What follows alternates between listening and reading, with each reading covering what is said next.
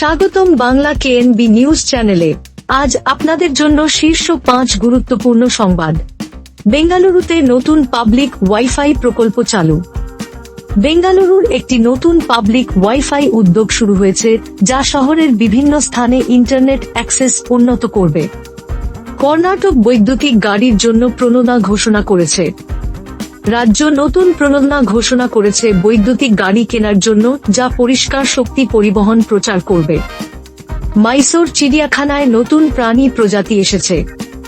মাইসোর চিড়িয়াখানায় কিছু নতুন প্রাণী প্রজাতি যোগ হয়েছে সংরক্ষণ প্রচেষ্টার অংশ হিসেবে।